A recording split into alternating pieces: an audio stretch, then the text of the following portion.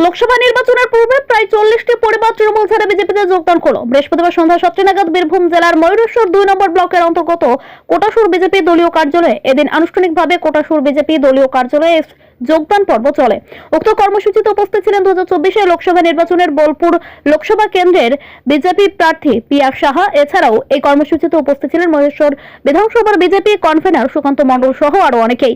এদিন যোগদান পর্বের পর কি জানালেন তৃণমূলের প্রাক্তন কর্মী সহ বোলপুর লোকসভা কেন্দ্রের বিজেপি প্রার্থী, চলুন শোনাবো।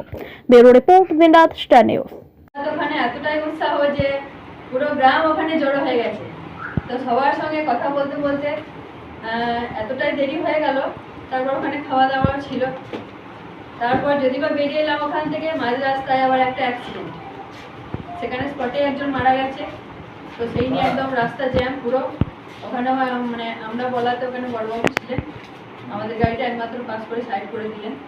তো সেই জন্য আমাদের অনেকটাই দেরি হয়ে গেল। আমার নিজেরই অস্বস্তি হয়েছে যে এতক্ষণ ধরে আপনারা অপেক্ষা করছেন, তাও আবার প্রথম বৈঠকটাতে আসছি। আমার নিজেকেই খুব লজ্জিত এবং আমি তার জন্য দুঃখিত আপনাদের কাছে। তার জন্য আমি ক্ষমা প্রার্থী, আমাকে ক্ষমা করে দেবেন। তো আমরা দেখুন প্রথম থেকেই ছিটিয়ে পড়েছি একদম পুরো কদমে। এবার আমরা কোমর বেঁধে নেমেছি মাতৃশক্তি। এই যে রাজ্য সরকারে যিনি বসে আছেন মুখ্যমন্ত্রী পদে, উনি একজন মহিলা মুখ্যমন্ত্রী হয়ে যেভাবে নারীদের ওপর প্রতিনিয়ত ধর্ষিত নির্যাতিত মহিলারা হচ্ছে, তারপরেও উনি নিজের রাজ্য না দেখে অন্যের রাজ্যে দেখে বেড়াচ্ছেন যে কি চলছে। তো এই মহিলা মুখ্যমন্ত্রীকে উৎখাত করার জন্য আমরা মাতৃশক্তি আর ঝাঁপিয়ে পড়েছি এবং ওনাকে এই রাজ্য ছাড়া করব, এটুকু আমাদের সংকল্প। এই নির্বাচনে তৃণমূলের কাছ থেকে আপনারা কতটা পিছিয়ে? কোনোদিনই আমরা পিছিয়ে ছিলাম না। লড়াইয়ের মাঠে আমরা আছি এবং শেষ পর্যন্ত লড়াই আমরা করে জয়ী হয়ে আমরা ফিরব। গত বিধানসভাতে দেখা গিয়েছিল আপনাকে সাঁইথিয়া থেকে প্রার্থী হতে, কিন্তু সেই আপনার এলাকা থেকেই বেশ কিছু মানুষ অভিযোগ করছেন যে নির্বাচনের প্রার্থীর পর কিন্তু আপনাকে কোনোভাবেই কিন্তু দেখা যায়নি যখন ভোট শেষ হয়ে গিয়েছিল। আর এই অভিযোগগুলো করছে কিন্তু আপনাদের দলেরই কর্মী। কি বলবেন এই বিষয় নিয়ে?